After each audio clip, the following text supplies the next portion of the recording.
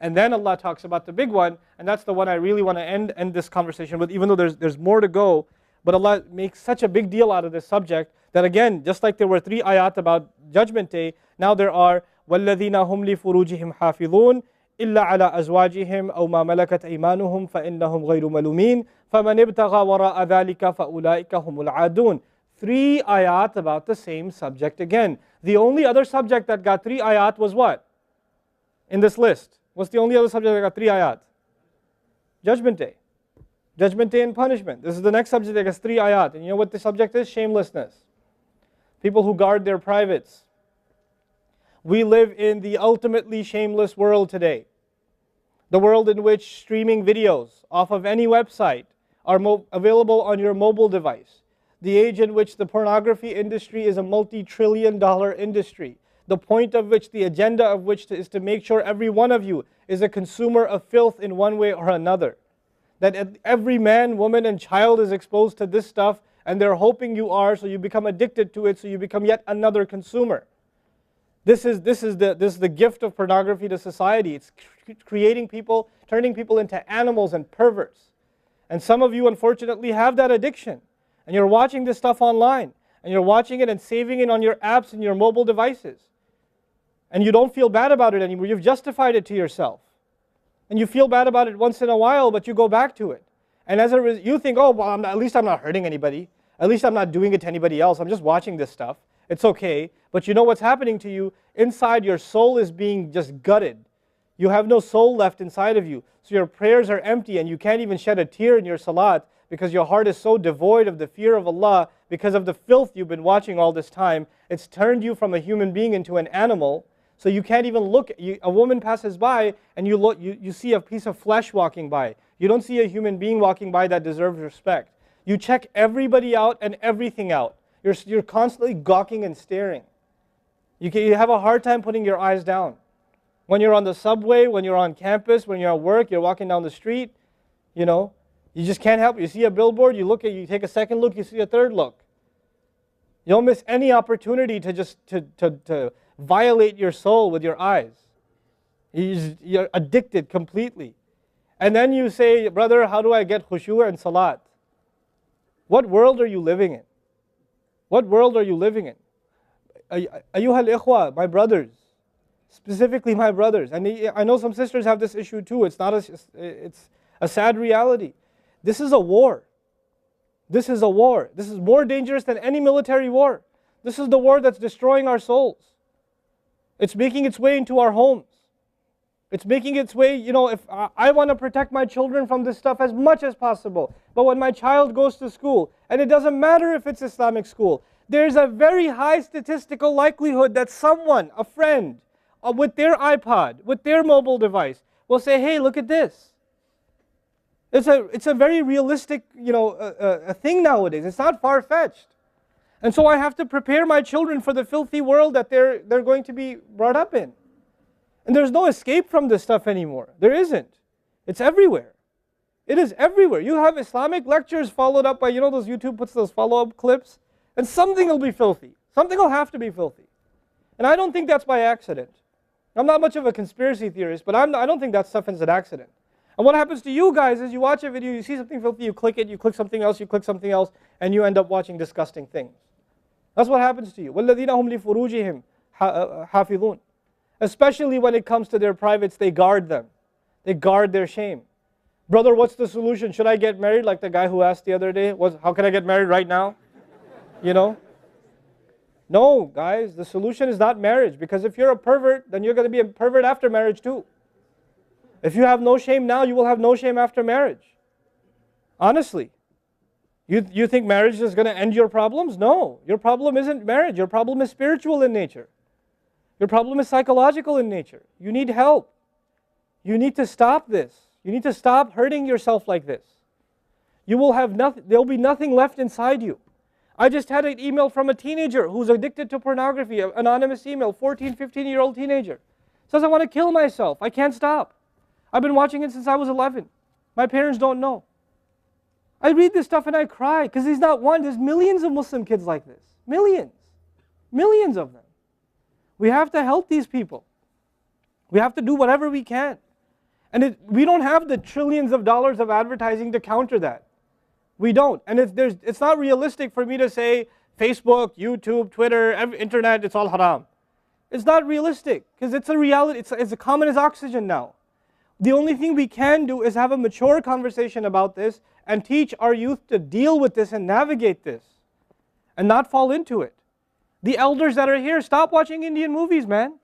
Why are you sitting in a lecture talking about salat and the importance of salat and you don't guard your shame? Mother and daughter and husband and wife and sister sitting together watching whatever? God, come on. Stop. وَالَّذِينَ هُمْ لِفُرُوجِهِمْ حَافِظُونَ. They guard their privates. But guarding your privates doesn't mean you don't commit zina. It means everything that leads to the temptation. Everything that leads to it. They watch it. They guard it. They know it's under attack. They know that their shame is under attack. They realize that their weakness is their urges. Those urges that Allah put inside of us that are so strong. Allah put them there for a reason. He did. And every one of you have them. You don't have to, I don't have to have a dalil for you to have them. I know. The guys that are here. You all suffer that challenge every single day of your life. Especially in a city like this one. At least in Texas, we're a little more conservative. Not that much more, but a little more. You know? At least in some towns, they don't allow for filthy billboards and things like that. They actually don't even allow the billboards. You know? But that's changing soon because, capitalism wins in the end. Right? But you guys are living in this city where you're exposed to everything and anything. Everything and anything. And you have to really go out of your way to guard yourselves. This passage is not about high goals. This is about the bare minimum. I told you that, right? This is the bare minimum, folks. The bare minimum is we guard ourselves from shamelessness. We wage a war within ourselves against that tendency. And I know some of you have tried to quit before and you go back. And you've tried to quit before and you go back again. And you go back again. And you keep falling into that trap. I know some of you have done that. And you're struggling with it. But don't give up on yourself. Don't give up on yourself. And whatever it takes, if you just don't be alone. Don't be by yourself. Be with good friends. Be outside. Study somewhere else. Go to the library and study. Go somewhere where other people are around. Because when you're by yourself, shaitan gets you. And if the fear of Allah isn't enough for you, at least the fear of other people will work for you. At least something's better than nothing. For those, I've said this in other talks before, for the parents here, if you have a computer in the house, please don't make it a laptop. Have a desktop in the house with a really big monitor. Get the biggest monitor you can find. Honest to God, and make sure your computer is in the kitchen or in the dining room. Don't put it in the living room. Don't put it in the kids' room. Don't put it in your bedroom. Put it in the dining room, facing the public. You want to do homework, do it over there. Though you can't move the monitor this way or that way. It's facing everybody. That's how you should have it. This stuff, we have to take these precautions. Don't give your 11-year-old a smartphone. What were you thinking? That's not very smart. Don't give them a smartphone. Why am I seeing kids in Islamic school, 5th graders, with iPhones? iPhone 5s. I don't have an iPhone 5. Why do you have an iPhone 5?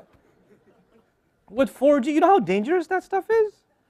وَالَّذِينَ هُمْ لِفُرُوجِهِمْ حَافِظُونَ إِلَّا عَلَىٰ أَزْوَاجِهِمْ except upon their spouses أَوْ مَا مَلَكَتْ أَيْمَانُهُمْ فَإِنَّهُمْ غَيْرُ مَلُومِينَ or what their right hands possess, then they're not to be blamed. Allah says we have these urges and we can execute those urges, we can release those urges, but to the halal spouse, to the spouse, our spouses. But outside of that, we can't. And by the way, when people get addicted to this sort of thing, and they get accustomed to it, or they get over and overly exposed to it, they have miserable marriages. Their marriages start falling apart. They have this virtual idea of what pleasure means, and they don't find pleasure in their spouse anymore. And there's great fitna that comes into the family. It destroys homes, Muslim homes.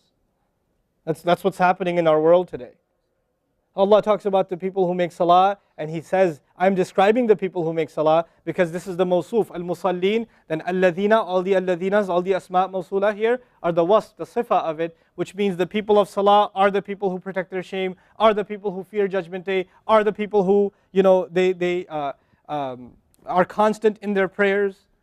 These are the people. فَمَنِ ابْتَغَى وَرَاءَ ذَلِكَ فَأُولَٰئِكَ هُمُ الْعَادُونَ.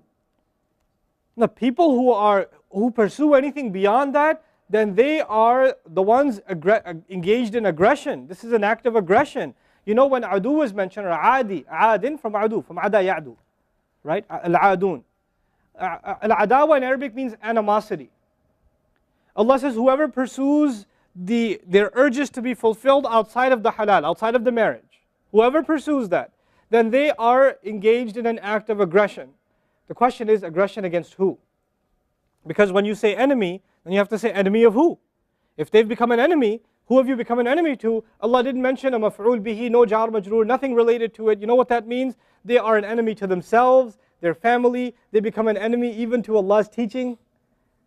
You know, these are the kinds of people. The most important asset you and I have is our hearts. And this shamelessness destroys the hearts. It destroys it. The most precious thing you and I have to preserve is our iman. And these filthy images is destroying your iman. They're tearing your iman apart. Don't let it happen to you. Do not let it happen to you. And I can only talk about this. I can't stop you from doing anything. And nobody else can. You will have to police yourself. You will have to control yourself. You'll have to make the decision, is my iman important enough? Is my salat important enough? You know? Or should I just carry on and pretend? You know what I told you about jazur, right? When you come across evil, you just don't want to deal with it. You just ignore it. There's a lot of people like that. They hear this stuff and they don't deal with it. They just ignore it. And you're jazur. Then you're not from the musallin. Illa al-musallin. If you don't be from the people of jazur, from the jazur'een. Don't be from them. The people who just leave it. They don't even deal with their problem. They run from it. And they cave in every time. And they're reactionary. And that's the beautiful thing about the beginning of this passage. Halua, reactionary. Usually we react to temptation. You react to an image and it leads you to a site, which leads you to something else, which leads you to something else. You're constantly reacting to things. You're supposed to learn to have the right reaction, and the right reaction comes when we become people of salah.